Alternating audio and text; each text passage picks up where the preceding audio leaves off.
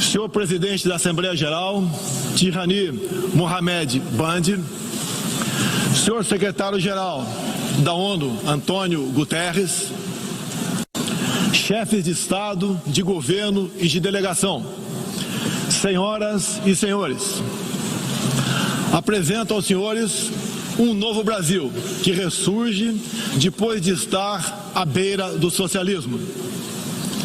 Um Brasil que está sendo reconstruído a partir dos anseios e dos ideais de seu povo. No meu governo, o Brasil vem trabalhando para reconquistar a confiança do mundo, diminuindo o desemprego, a violência e o risco para os negócios, por meio da desburocratização, da desregulamentação e, em especial, pelo exemplo. Meu país esteve muito próximo do socialismo, o que nos colocou numa situação de corrupção generalizada, grave recessão econômica, altas taxas de criminalidade e de ataques ininterruptos aos valores familiares e religiosos que formam nossas tradições. Em 2013, um acordo entre o governo petista e a ditadura cubana trouxe ao Brasil 10 mil médicos sem nenhuma comprovação profissional. Foram impedidos de trazer cônjuges e filhos. Tiveram 75% de seus salários confiscados pelo regime e foram impedidos de usufruir de direitos fundamentais como o de ir e vir. Um verdadeiro trabalho escravo, acreditem. Respaldado por entidades de direitos humanos do Brasil e da ONU. Antes mesmo de eu assumir o governo, quase 90% deles deixaram o Brasil, por ação unilateral do regime cubano. Os que decidiram ficar se submeterão à qualificação médica para exercer sua profissão. Deste modo, nosso país deixou de contribuir com a ditadura cubana, não mais enviando para Havana 300 milhões de dólares todos os anos. A história nos mostra que já nos anos 60, agentes cubanos foram enviados a diversos países para colaborar com a implementação de ditaduras. Há poucas décadas, tentaram mudar o regime brasileiro e de outros países da América Latina. Foram derrotados. Civis e militares brasileiros foram mortos e outros tantos tiveram suas reputações destruídas, mas vencemos aquela guerra e resguardamos nossa liberdade. Na Venezuela, esses agentes do regime cubano, levados por Hugo Chávez, também chegaram e hoje são aproximadamente 60 mil que controlam e interferem em todas as áreas da sociedade local, principalmente na inteligência e na defesa. A Venezuela, outrora um país pujante e democrático, hoje experimenta a crueldade do socialismo. O socialismo está dando certo na Venezuela. Todos estão pobres e sem liberdade. O Brasil também sente os impactos da ditadura venezuelana. Dos mais de 4 milhões que fugiram do país, uma parte migrou para o Brasil, fugindo da fome e da violência. Temos feito a nossa parte para ajudá-los através da Operação Acolhida, realizada pelo Exército Brasileiro e elogiada mundialmente. Trabalhamos com outros países, entre eles os Estados Unidos, para que a democracia seja restabelecida na Venezuela, mas também nos empenhamos duramente para que outros países da América do Sul não experimentem esse nefasto regime. O Foro de São Paulo, organização criminosa, criada em 90 por Fidel Castro, Lula e Chávez, para difundir e implementar o socialismo na América Latina, ainda continua vivo e tem que ser combatido. Senhoras e senhores, em busca de prosperidade, estamos adotando políticas que nos aproximem de países outros que se desenvolveram e consolidaram suas democracias. Não pode haver liberdade política sem que haja também liberdade econômica. E vice-versa. O livre mercado, as concessões e as privatizações já se fazem presentes hoje no Brasil. A economia está reagindo ao romper vícios e amarras de quase 2 décadas de irresponsabilidade fiscal, aparelhamento do Estado e corrupção generalizada. A abertura, a gestão competente e os ganhos de produtividade são objetivos imediatos do nosso governo. Estamos abrindo a economia e nos integrando às cadeias globais de valor. Em apenas 8 meses, concluímos os 2 maiores acordos comerciais da história do país, aqueles firmados entre o Mercosul e a União Europeia, e entre o Mercosul e a Área Europeia de Livre Comércio, o EFTA. Pretendemos seguir adiante com vários outros acordos nos próximos meses. Estamos prontos também para iniciar nosso processo de adesão à Organização para a Cooperação de Desenvolvimento Econômico, OCDE. Já estamos adiantados, adotando as práticas mundiais mais elevadas em todos os terrenos, desde a regulação financeira até a proteção ambiental. Senhorita Isani Calapalo, indígena aqui presente no Brasil, agora vamos falar de Amazônia. Em primeiro lugar, meu governo tem o compromisso solene com a preservação do meio ambiente e do desenvolvimento sustentável em benefício do Brasil. Nossa Amazônia é maior que toda a Europa Ocidental e permanece praticamente intocada. Prova de que somos um dos países que mais protege o meio ambiente. Nessa época do ano, o clima seco e os ventos favorecem queimadas espontâneas e também as criminosas. Vale ressaltar que existem queimadas praticadas por índios e populações locais, como parte de sua respectiva cultura e forma de sobrevivência. Problemas qualquer país os tem. Contudo, os ataques sensacionalistas que sofremos por grande parte da mídia internacional, devido aos focos de incêndio na Amazônia, despertaram nosso sentimento patriótico.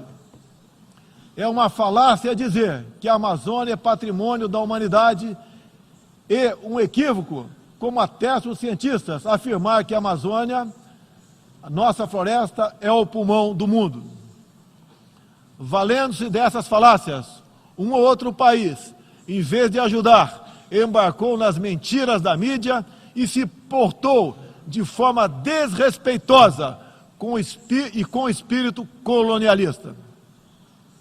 Questionaram aquilo que nos é mais sagrado, a nossa soberania.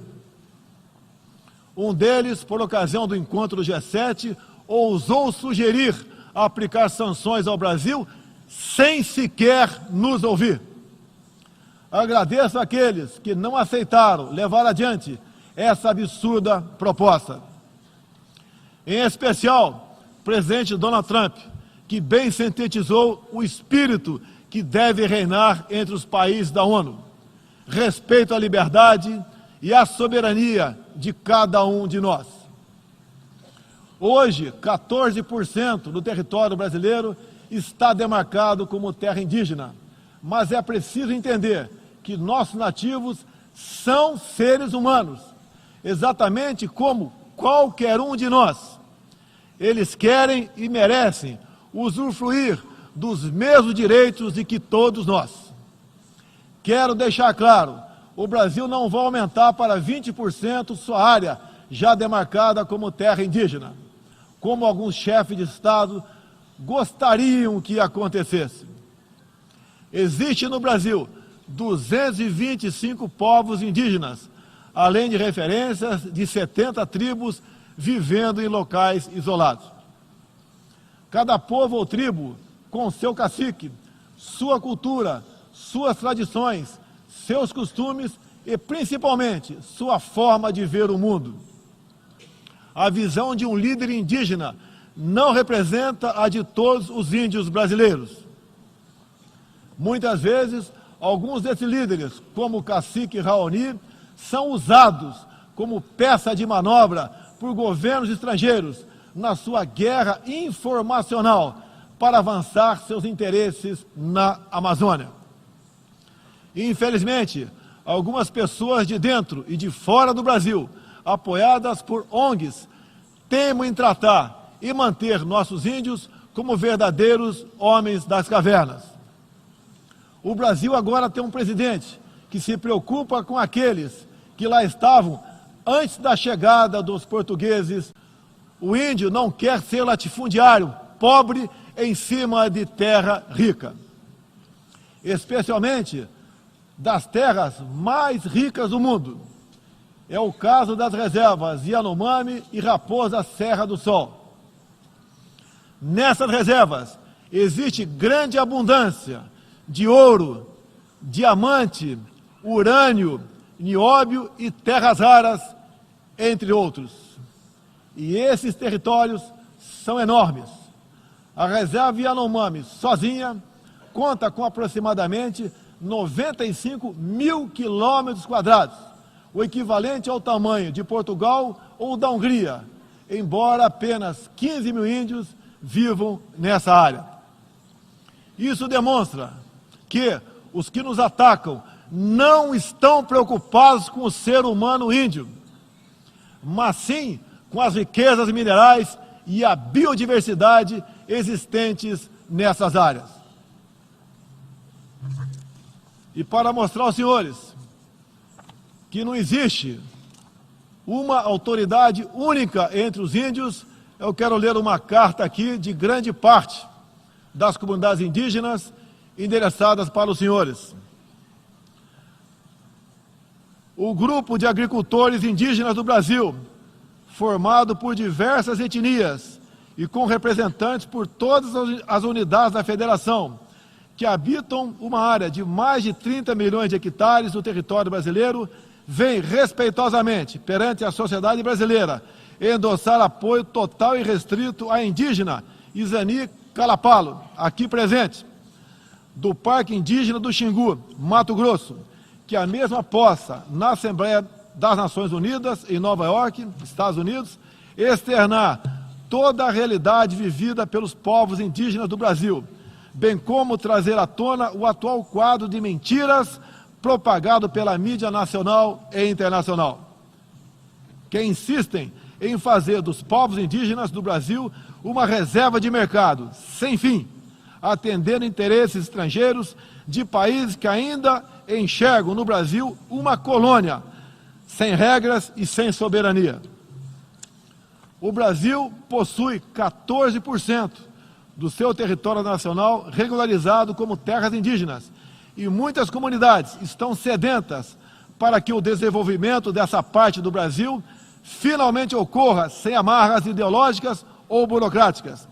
Isso facilitará o alcance de uma maior qualidade de vida nas áreas do empreendedorismo, saúde e educação. Uma nova política indigenista no Brasil é necessária. O tempo urge.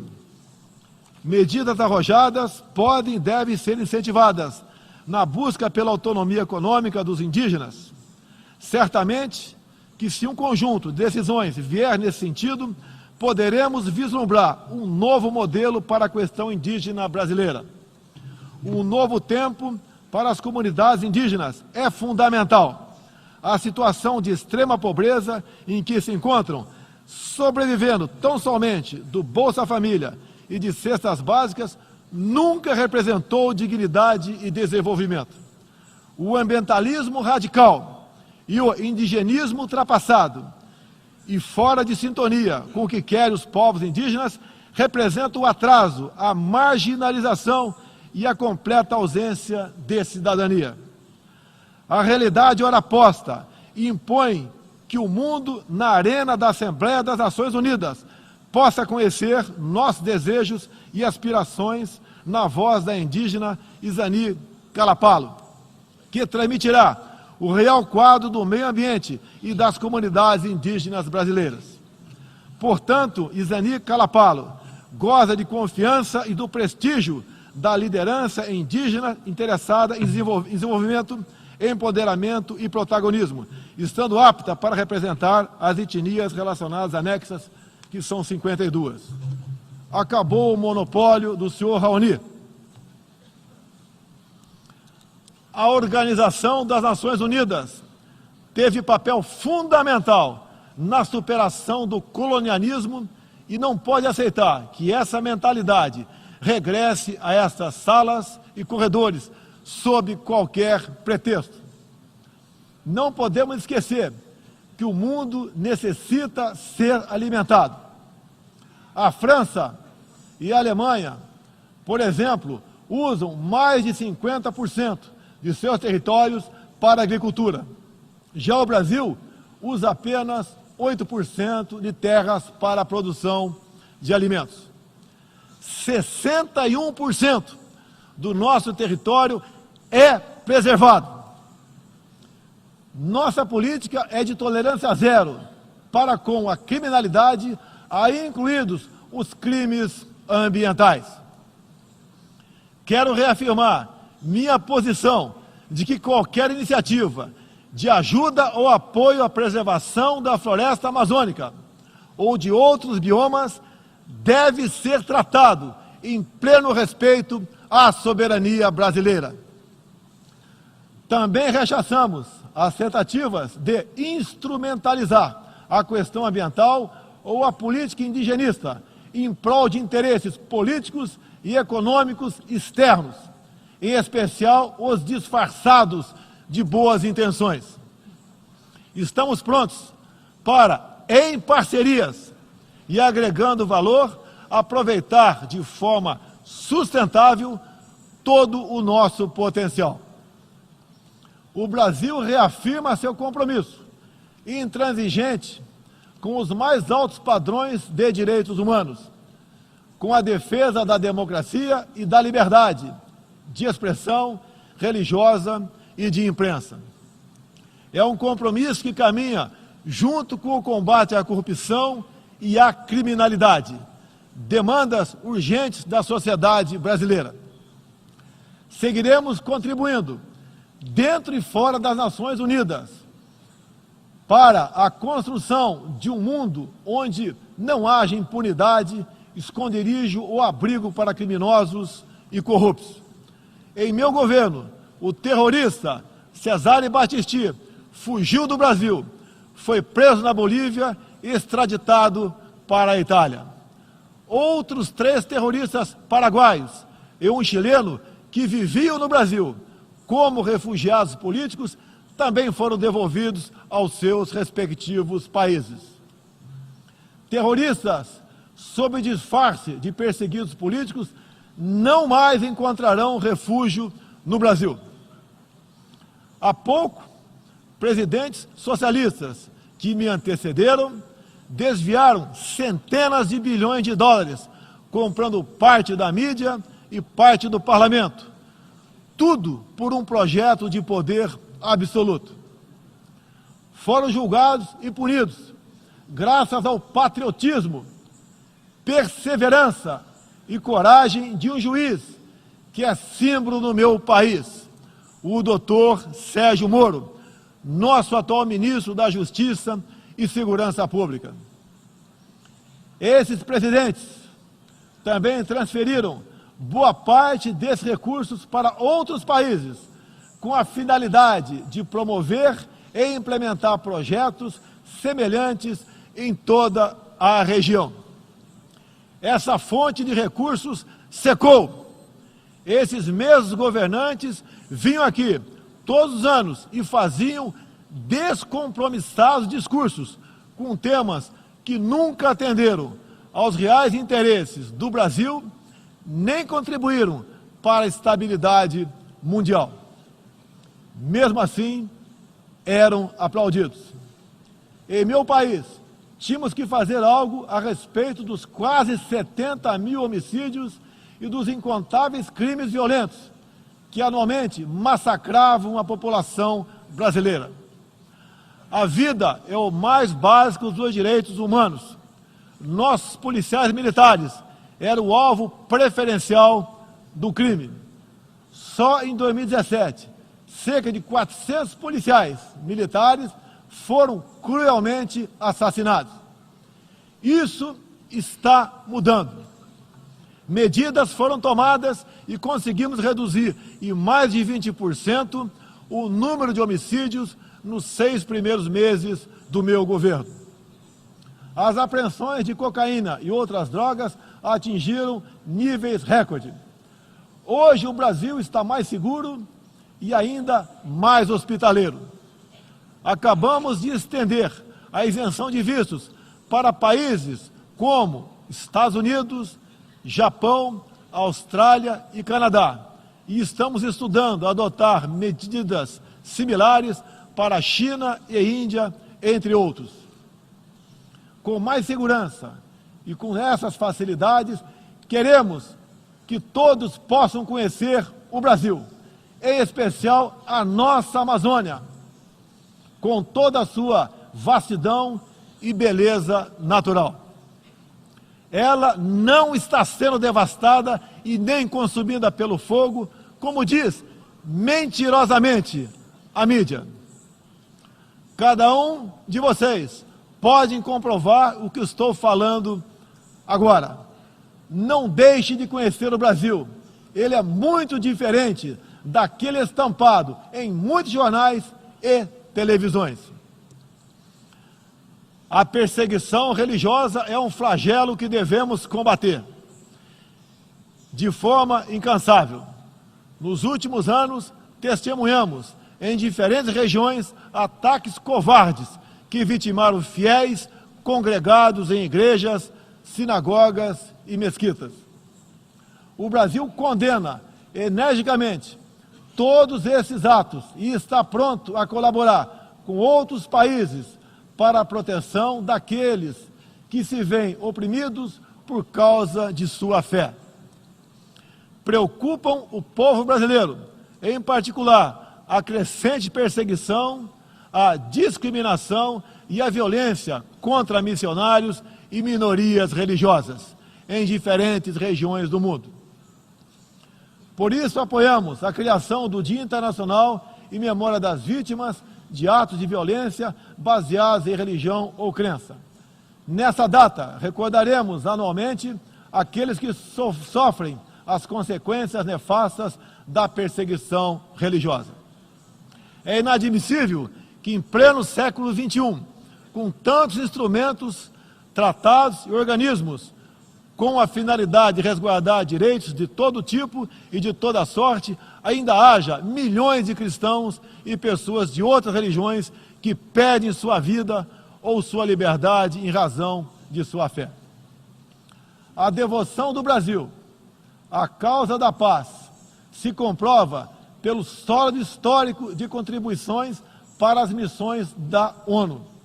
Há 70 anos, o Brasil tem dado contribuição efetiva para as operações de manutenção da paz das Nações Unidas. Apoiamos todos os esforços para que essas missões se tornem mais efetivas e tragam benefícios reais e concretos para os países que as recebem. Nas circunstâncias mais variadas, no Haiti, no Líbano, na República Democrática do Congo, os contingentes brasileiros são reconhecidos pela qualidade de seu trabalho e pelo respeito à população, aos direitos humanos e aos princípios que norteiam as operações de manutenção de paz. Reafirmo nossa disposição de manter contribuição concreta às missões da ONU, inclusive no que diz respeito ao treinamento e à capacitação de tropas, área em que temos reconhecida experiência.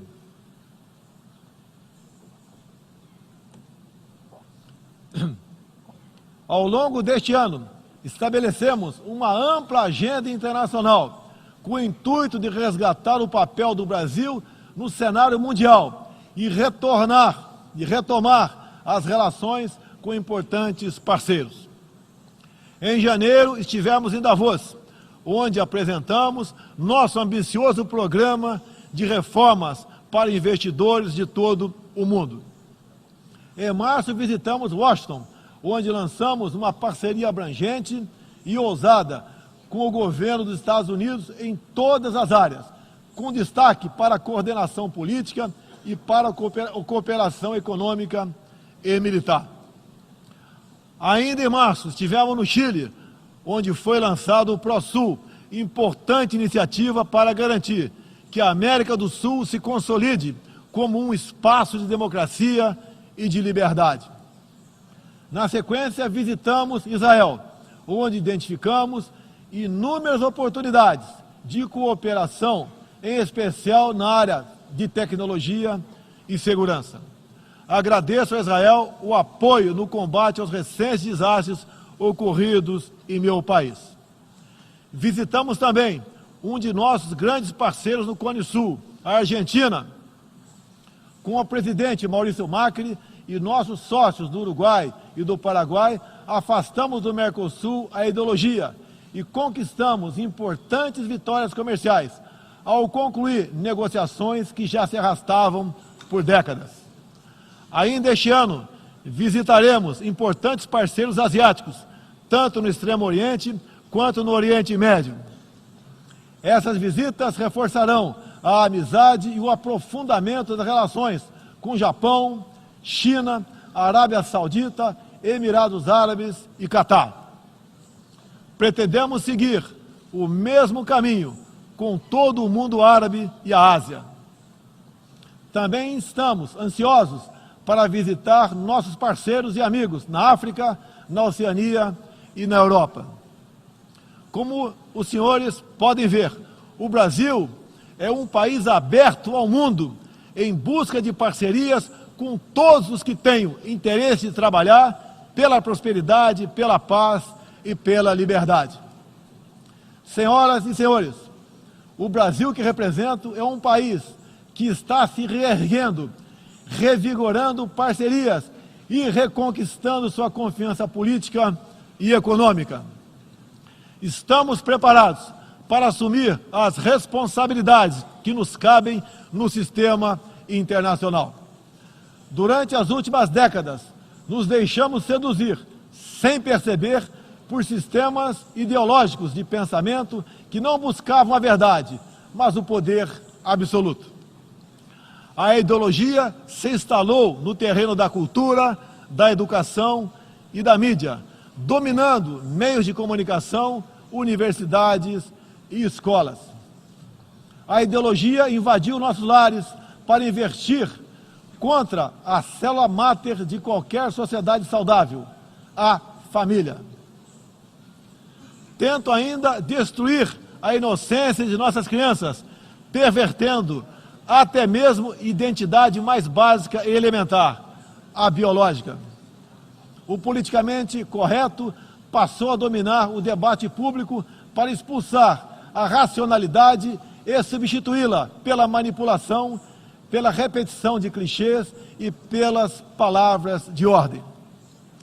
A ideologia invadiu a própria alma humana, para dela expulsar Deus e a dignidade com que Ele nos revestiu. E, com esses métodos, essa ideologia sempre deixou um rastro de morte, ignorância e miséria por onde passou. Sou prova viva disso. Fui covardemente esfaqueado por um militante de esquerda e só sobrevivi por um milagre de Deus. Mais uma vez, agradeço a Deus pela minha vida.